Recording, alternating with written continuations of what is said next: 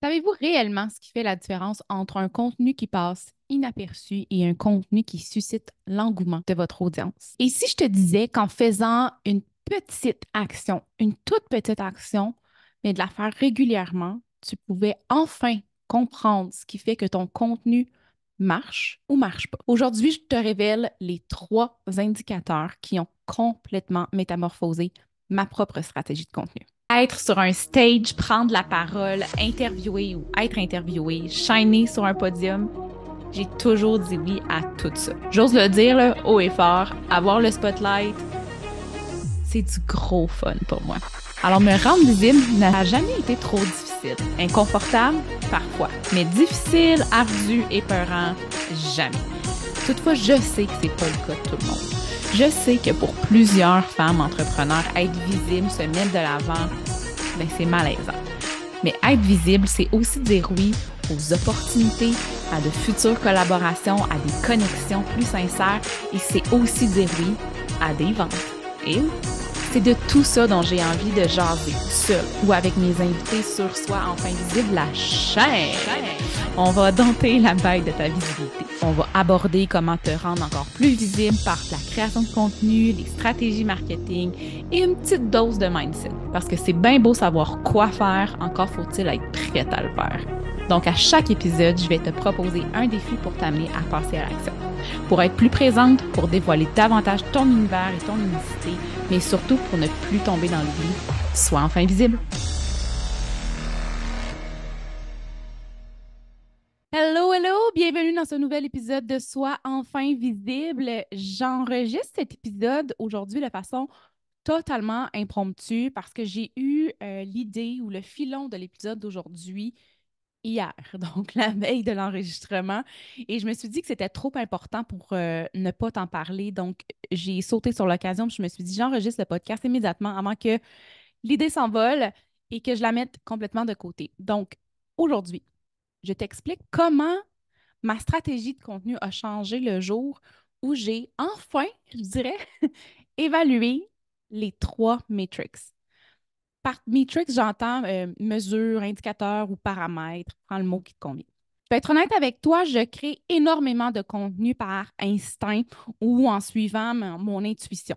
Hein, je dois dire que j'ai cette force-là de savoir écouter mon instinct, les poussées créatives qui montent en moi, qui fait que je suis d'avis que créer du contenu par instinct, c'est pas mauvais en soi. Au contraire, j'ai souvent fait l'éloge de l'intuition dans mes différentes pièces de contenu dans la dernière année. Parce que créer du contenu par instinct ou en suivant son intuition, ben, ça peut t'amener à créer du contenu un peu plus authentique, plus sincère, donc éventuellement de créer une meilleure connexion émotionnelle aussi avec ton public et donc éventuellement plus d'engagement. Créer du contenu par instinct peut donc te permettre une plus grande flexibilité dans ton processus créatif, tout en t'adaptant évidemment ben, au changement plus facilement. Par contre, créer du contenu par instinct, ben, ça comporte aussi des pièges, hein, on va se dire les vraies affaires. Et un de ces pièges-là, ça peut être de manquer de cohérence dans ton message d'une publication à une autre, manquer de planification et éventuellement de constance dans ta présence en ligne, créer du contenu qui soit peut-être moins professionnel et donc qui pourrait éventuellement nuire à ta crédibilité. Puis un autre piège de suivre strictement son intuition est celui d'ignorer les données et les retours d'informations. Et encore une fois, de façon tout à fait transparente, je vais t'avouer que je tombe moi-même dans ce piège-là. Au début janvier, j'ai donné un atelier qui s'appelait l'entre-saison. Ça se passait en deux étapes. Et la première de ces deux étapes-là s'intitulait rétrospective. Et une des gros morceaux de cet atelier-là concernait l'analyse de nos plateformes sociales. Et je me souviens d'avoir posé la question à mes participantes, fais-tu un suivi rigoureux de tes statistiques? Et là, j'ai vu beaucoup d'hésitations. Certaines m'ont dit que oui, mais d'autres m'ont avoué qu'elles n'y prêtaient pas réellement attention. Et plusieurs d'entre elles ne sachaient pas nécessairement exactement quoi regarder ou quoi analyser. Dans les derniers mois, j'ai donc fini moi-même par faire cette analyse en profondeur-là, évidemment parce que je voulais transmettre la meilleure façon de faire, entre autres dans le cadre de cet atelier-là de l'entre-saison. Et ça m'a ouvert les yeux sur plusieurs aspects ou plusieurs choses que je pouvais changer ou mettre en place pour créer du contenu qui rejoint davantage mon public cible, qui génère plus d'engagement. Et tout ça, ben, c'est parti de l'analyse des prochains metrics dont je vais te parler. Es-tu de celles qui se sont donné cette année l'objectif d'augmenter leur visibilité? Si c'est le cas, ben, je te dis bravo. Bravo de réclamer cet espace qui te revient. Mais laisse-moi quand même te poser une question. Concrètement, comment tu vas faire ça? As-tu un plan d'action? Une stratégie claire? Comment arriveras-tu à conserver ta constance? Pas compliqué, tu dois en faire une priorité et l'inclure dans ta routine. Et pour ça, j'ai l'outil parfait. C'est le planificateur de contenu. Le planificateur de contenu te permet de brainstormer, de noter toutes les idées qui te passent par la tête, mais surtout de les structurer dans un calendrier éditorial, t'offrant ainsi la possibilité de prendre de l'avance, d'alléger ta charge mentale liée à ta création de contenu et peut-être même d'être présent, même en vacances. Pour te procurer ton exemplaire, rends-toi au maxinebernier.com dès maintenant. Ah, puis parce que tu prends la peine d'écouter mon podcast, je te laisse un code promo. Utilise SEV15 pour obtenir un rabais de 15% sur ta prochaine commande du planificateur de contenu. La première des choses que j'ai analysées, c'est la qualité de mon audience.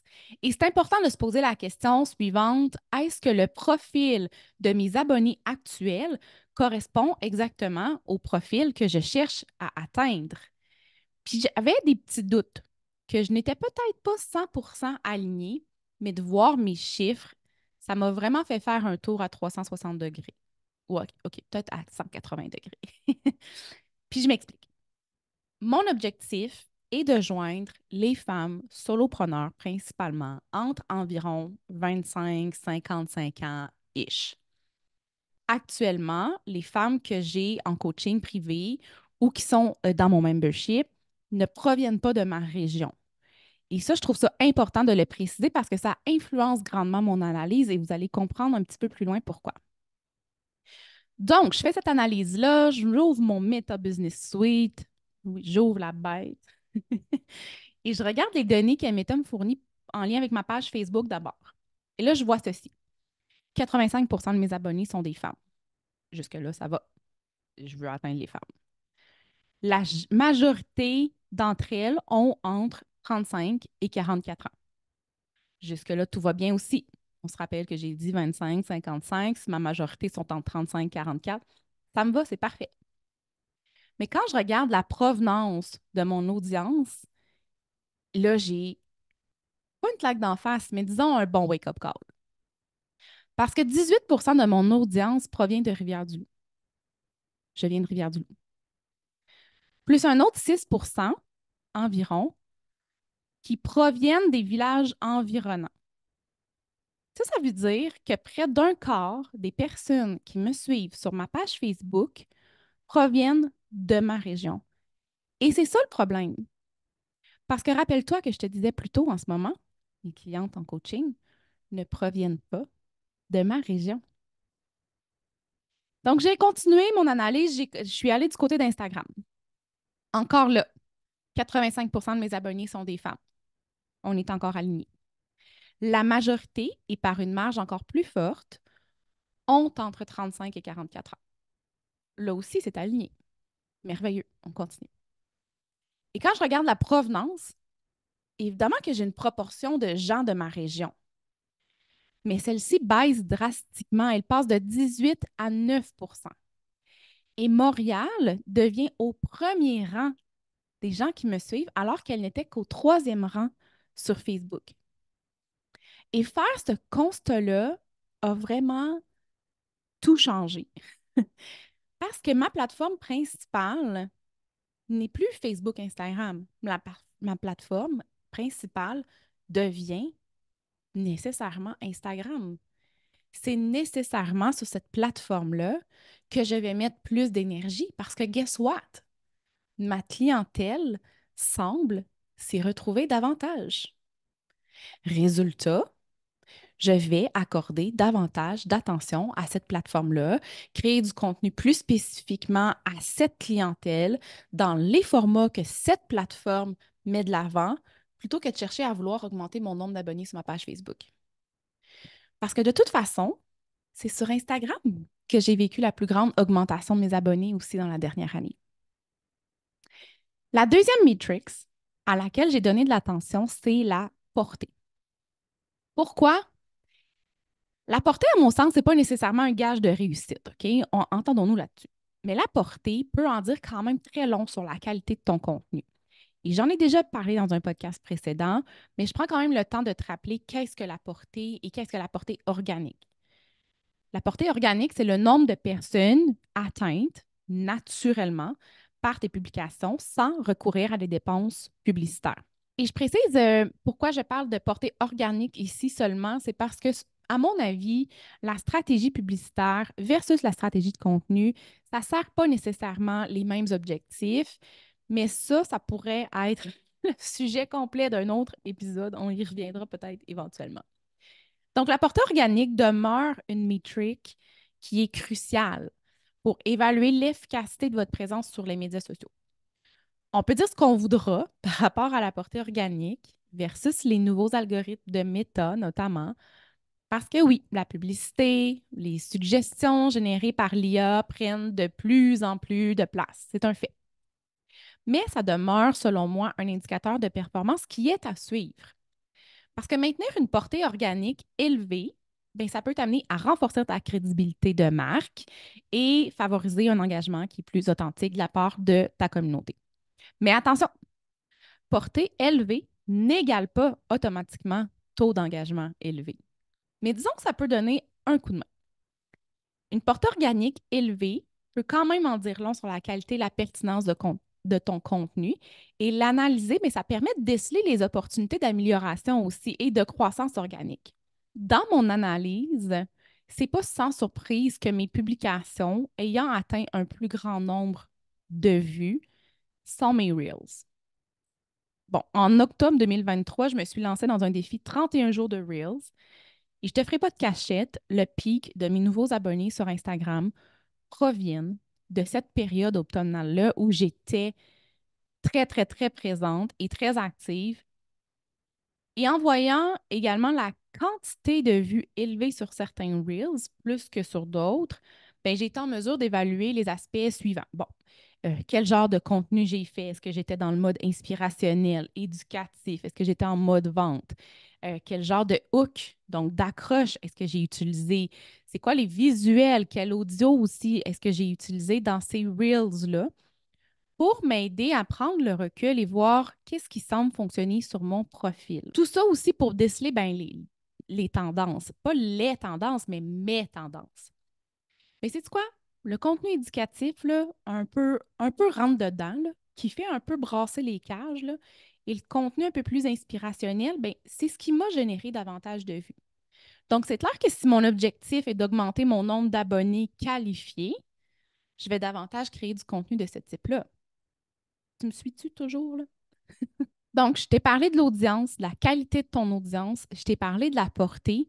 Tout ça sont deux facteurs à considérer, mais il reste que pour moi, la troisième matrix dont je vais te parler est possiblement la plus importante et c'est le taux d'engagement. Les experts le disent encore à ce jour. Générer du contenu qui crée de l'engagement est ce qui va te permettre de te distinguer davantage sur les médias sociaux à travers cette marée de contenu et de contenu non sollicité. On revient aux pubs et aux fameuses suggestions. Donc, le taux d'engagement, c'est un peu comme prendre le pouls de ton contenu. C'est l'indicateur qui te permet de mesurer l'interaction de ton audience avec ton contenu. Et plus ce taux-là va être élevé, plus ça va signifier que ton contenu résonne auprès de ton public cible. Et c'est bien plus que des likes et des partages, parce que des fois, on regarde notre nombre de likes, on regarde notre nombre de partages, mais le taux d'engagement va aussi prendre en compte chaque commentaire, chaque partage, chaque like, oui, mais également les clics sur vos liens, notamment. Donc, c'est vraiment le carburant là, qui va alimenter ta visibilité en ligne. Si tu maintiens un taux d'engagement élevé, plus tes chances de voir ta présence en ligne vont s'épanouir davantage, seront plus grandes. Mais encore une fois, attention, c'est bien beau avoir un haut taux d'engagement, mais là, je reviens et je fais le pont avec la première matrix dont je t'ai parlé. Est-ce que les gens qui commentent, like et share mon contenu sont les personnes que je veux réellement joindre? Et c'est là que je t'invite à regarder ton taux d'engagement par publication et non pas seulement le taux d'engagement général de ce qui se passe sur ta page, mais vraiment d'y aller décortiquer chacune de tes publications. De mon côté, mais ça m'a permis de comprendre que le contenu de type storytelling fonctionnait vraiment bien sur Facebook. Puis j'ai fait Yay! Mais là, il y a un mais. Bien souvent, et ce n'est pas des jokes que je m'apprête à te dire, c'est vraiment la réalité.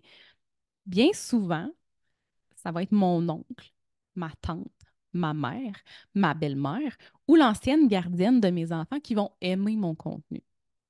C'est super flatteur. Mon chum aussi. C'est super flatteur. Ça me fait réellement plaisir de les voir m'encourager comme ça, mais ils ne me génèrent pas de business. Et on se rappelle que si on est entrepreneur, c'est parce que quelque part, on veut générer de la business, créer des opportunités et faire rentrer de l'argent.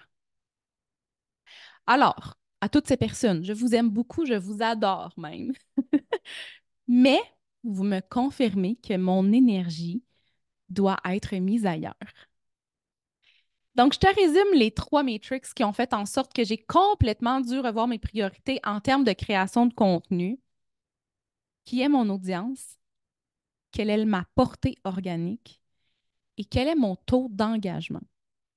Et je t'invite à faire cet exercice-là une fois par trimestre. Pas juste une fois par année, là, et surtout pas juste une fois par jamais, mais au moins une fois par trimestre pour t'assurer que tes actions, que ton énergie sont réellement dans la bonne direction et sont 100% alignées sur ta vision, que ton message semble bien être capté et semble bien se traduire chez ton audience. Évidemment, tu pourrais regarder aussi ton taux de conversion, le nombre de ventes que tu fais versus les publications que tu fais, mais je ne voulais pas aller là-dedans aujourd'hui. Je veux que tu te concentres vraiment sur ta base parce que tu risques d'avoir des petites surprises. Alors, c'est peut-être sans surprise que pour le défi de cet épisode, je t'invite à te rendre dans ton Meta Business Suite. Et oui, c'est l'heure d'ouvrir la bête.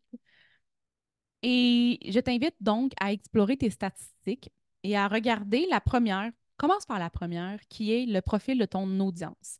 Donc, commence par vérifier là, si le profil de ton audience semble correspondre à ta clientèle idéale. Et je dis semble, et c'est important pour moi de mettre l'accent sur le verbe semble, parce que ce n'est pas extrêmement détaillé comme profil. Meta va te fournir, comme je le disais, le genre, l'âge et la répartition géographique. Donc, ça n'indique pas, par exemple, les intérêts, à savoir si les gens qui te suivent ont réellement des intérêts envers le type de contenu que tu partages, mais ça donne quand même un bon aperçu et tu vas peut-être réaliser si tu dois rectifier certaines actions ou si tu es pleinement aligné. Si c'est le cas, tant mieux. En terminant, si tu souhaites savoir comment faire pour bien analyser les résultats de tes actions marketing et l'efficacité de ta stratégie de contenu, je t'invite à accéder à l'expérience L'entrée-saison. Visite la section formation du martinebernier.com et tu peux accéder à l'atelier rétrospective au montant de 45 seulement pour un 2 heures d'enseignement complet pour t'assurer de bien comprendre l'impact de tes communications. 45 là, pour t'assurer de ne pas donner de coup d'épée dans l'eau, je pense que c'est plutôt donné. Tu peux aussi venir m'écrire en DM sur Instagram pour recevoir les infos et ça va me faire plaisir d'échanger avec toi sur le sujet. Sur ce, on se voit dans un prochain épisode. Bye!